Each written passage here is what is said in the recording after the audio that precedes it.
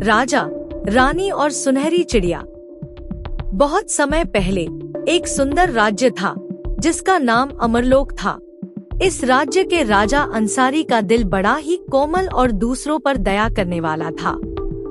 अंसारी न सिर्फ एक साहसी राजा था बल्कि अपनी प्रजा से बहुत प्यार करता था।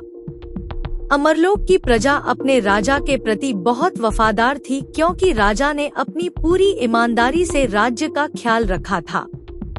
राजा अंसारी की पत्नी रानी प्रियंका जितनी सुंदर थी उतनी ही समझदार और संवेदनशील भी। उसकी सूझबूझ से राज्य में शांति और समृद्धि थी। प्रियंका का दिल भी उतना ही कोमल था। राजा और रानी दोनों के बीच एक अनोखा प्रेम था जो बिना किसी शब्दों के ही व्यक्त हो जाता था। उनकी एकता का प्रभाव पूरे राज्य पर पड़ा था और प्रजा उन्हें देवता की तरह पूजती थी। अमरलोक का महल एक अद्भुत किला था जो पर्वतों और हरे भरे जंगलों से घिरा हुआ था। इसी जंगल में राजा का सबसे प्रिय स्थान था एक झील, जहां वह अक्सर अकेले या रानी के साथ बैठकर प्रकृति का आनंद लिया करता था। अंसारी को पक्षियों का बहुत शौक था, खासकर जब वे झील के पास बैठा करते। वह अक्सर पक्षियों को घंटों निहारता और उनके बारे में सोचता रहता कि उनकी दुनिया कैसी होगी। एक दिन जब राजा अंसारी झील के पास टहल रहे थे, उन्होंने एक सुनहरी चिड़िया को देखा। वह चिड़िया ऐसी थी जैसी उसने पहले कभी नहीं देखी थी। उसके पंख सोने की तरह चमक रहे थे और उसकी चोंच में एक अजीब सी चमक थी।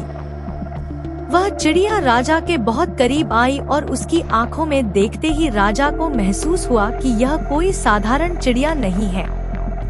चिड़िया की आंखों में कुछ था जो राजा को उसकी ओर खींच रहा था।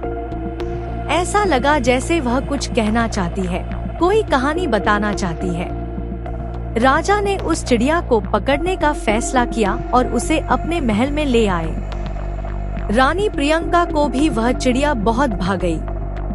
उसने महसूस किया कि इस चिड़िया की आंखों में एक रहस्य छुपा हुआ है। रानी ने उस चिड़िया से बात करने की कोशिश की और धीरे धीरे चिड़िया रानी के प्रति सहज हो गई। वह उसके हाथ पर बैठने लगी, उसकी बातें सुनने लगी। रानी ने महसूस किया कि चिड़िया उसकी बातों को समझ रही है। एक दिन रानी ने देखा कि चिड़िया उसके सामने एक सुंदर युवती के रूप में बदल गई। चौंकते हुए उसने उस युवती से पूछा, तुम कौन हो? युवती ने अपनी दुखभरी कहानी सुनाई। उसने बताया, मेरा नाम चित्रलेखा है। मैं एक राजकुमारी थी, परंतु एक श्राप के कारण मुझे चिड़िया बनना पड़ा। एक दिन एक जादूगर ने मेरे राज्य पर हमला किया और मेरे परिवार को समाप्त कर दिया। उसने मुझे पकड़ लिया और श्राप दिया कि मैं एक चिड़िया के रूप में जीवित रहूंगी, जब तक कि मुझे किसी सच्चे प्रेम की शक्ति से मुक्ति नहीं मिलेगी। रानी प्रियंका का दिल पिघल गया। उसने चित्रलेखा से वादा किया कि वह उसे इस श्राप से मुक्त करने के लिए हर संभव प्रयास करेगी। राजा अंसारी को जब इस घटना का पता चला तो उसने भी निर्णय लिया कि वह चित्रलेखा की मदद करेगा। राजा ने राज्य के हर कोने में संदेश भेजा कि चित्रलेखा को श्राप से मुक्त करने के लिए किसी विद्वान या जादूगर की मदद चाहिए।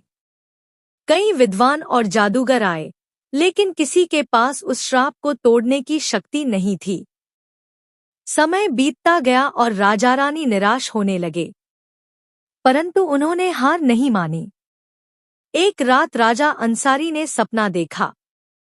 उसमें एक साधु ने आकर उसे कहा कि चित्रलेखा का श्राप तभी टूटेगा जब वह सच्चे प्रेम की परीक्षा में सफल होगी। यह प्रेम स्वार्थ से रहित, निश्चल और पूर्ण होना चाहिए।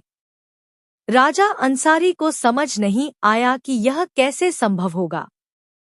वह रानी के पास गया और अपनी चिंता साझा की। रानी ने उसे समझाया, सच्चा प्रेम केवल पाने का नाम नहीं, बल्कि त्याग का भी प्रतीक है। हमें चित्रलेखा को उसकी इच्छाओं के अनुसार स्वतंत्र करना होगा, तभी उसका श्राप टूट सकता है। राजा को रानी की बात समझ आई। उन्होंने निर्णय लिया कि चित्रलेखा को उसके राज्य के पास ही छोड़ दिया जाए ताकि वह स्वयं अपने प्रेम को साबित कर सके। राजा ने चित्रलेखा को वापस जंगल में छोड़ दिया, लेकिन उससे वादा लिया कि वह हमेशा उसके और रानी के दिल में रहेगी। जैसे ही राजा और रानी ने चित्रलेखा को स्वतंत्र किया, जंगल में एक अद्भुत प्रकाश फैल गया।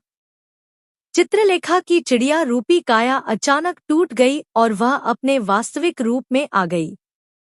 उसका चेहरा खुशी और से चमक रहा था। उसने राजा और रानी को धन्यवाद दिया और कहा, आपके सच्चे प्रेम और त्याग के कारण ही मुझे मुक्ति मिली है। मैं आपके इस उपकार को कभी नहीं भूलूंगी। इस घटना के बाद चित्रलेखा अपने राज्य लौट गई और उसने अपने राज्य की देखभाल करना शुरू किया। राजा अंसारी और रानी सुंदरी अपने प्रेम और त्याग के कारण पूरे राज्य में प्रसिद्ध हो गए। उनकी कहानी वर्षों तक अमरलोक के बच्चों को सुनाई जाती रही, ताकि वे भी सच्चे प्रेम और त्याग का महत्व समझ सकें। इस तरह राजा, रानी और सुनहरी चिड़िया की कहानी एक संदेश छोड़ गई कि सच्चा प्रेम पाने में नहीं, बल्कि त्याग में है।